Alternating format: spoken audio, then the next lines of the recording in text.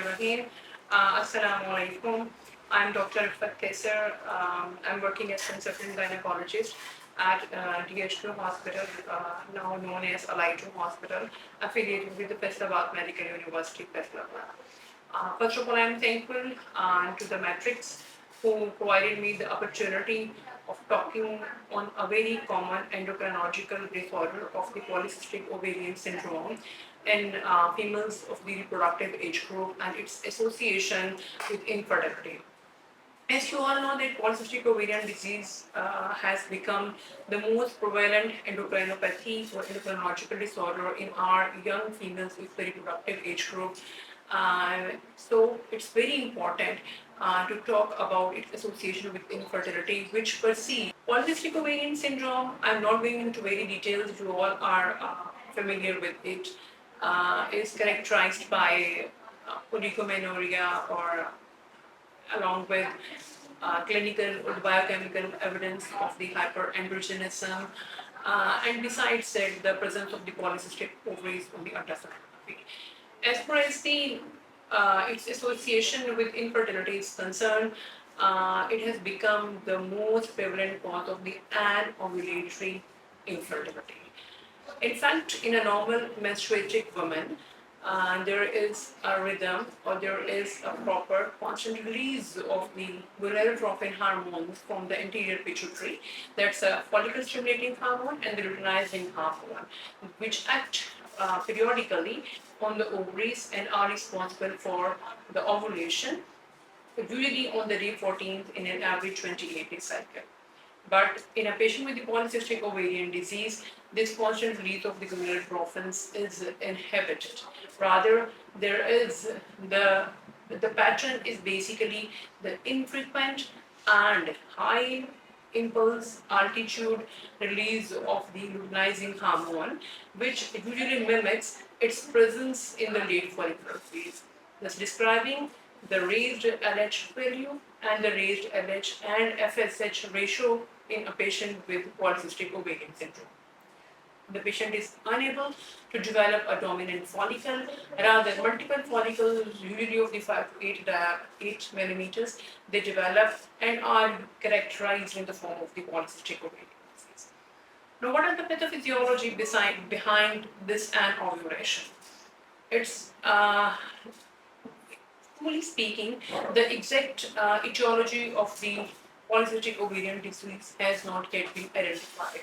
Some claim that it's multifactorial, there can be genetic factors, there can be environmental factors, there are certain lifestyle changes in the female, and altogether they are responsible for these hormonal imbalance. But it has got no cure. So the target is basically to address the symptoms with which a female presents. As far as the infertility is concerned, the predominant addressing issues which can increase the ovulation rate and hence the chances of conception, the number one includes the weight reduction by the lifestyle modification.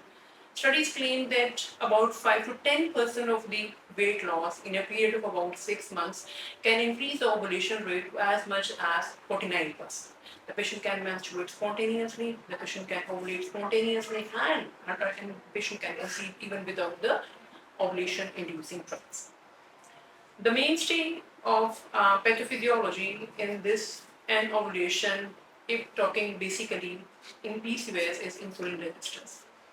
The insulin resistance is defined by the high insulin secretion as well as the high insulin resistance at the cellular level.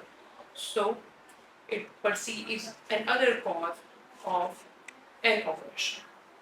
Insulin sensitizing agents like metformin or the other biguanides, but predominantly the metformin. It is used to sensitize the insulin at the cellular level and to overcome this resistance.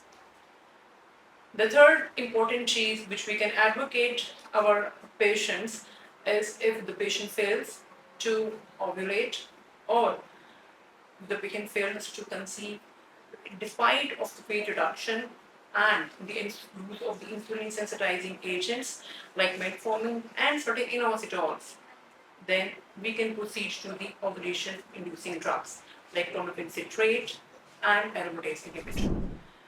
As far as the clomiphene citrate is concerned, due to the presence of the multiple follicles at the periphery of the ovaries, there can be increased chance of the hyperstimulation, which usually is addressed by the use of the aromatase inhibitors. So, the patients, first of all, and the most importantly, need the preconception counseling that if they want to conceive successfully, they only to change their lifestyle.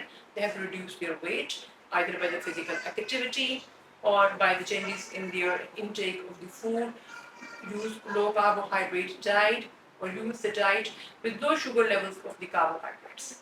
Furthermore, they should be addressed that if they fail, they must talk to the nearby gynecologists without wasting their time, because if there are signs and symptoms of the polycystic ovarian disease, then the infertility must be addressed within the 6 months instead of the 1 year period of the time, which usually is a time frame for the definition of the infertility. Lastly, I would like to emphasize, as I already talked about the preconception counseling, that the patient must be given the psychological support, that it's only the internal motivation to reduce the weight, to bring the BMI within the normal range for usually about less than 25 kilogram per meter square, to change the sedentary lifestyle, to improve the physical activity, and if nothing works, then ultimately we can proceed with the ovulation-inducing drugs and the use of the insulin sensitizers like metformin and inositols. However, the studies they do suggest that the inositols are still under experimental phase. Their recommendations are not that admired, but clinical experience speaks that they do play their role in patients with the PCOS and infertility. So, uh, they should be given the hope to follow all these instructions for a successful ovulation, conception, and so on, the to get release of the psychological aspect of the infertility. Thank you very much.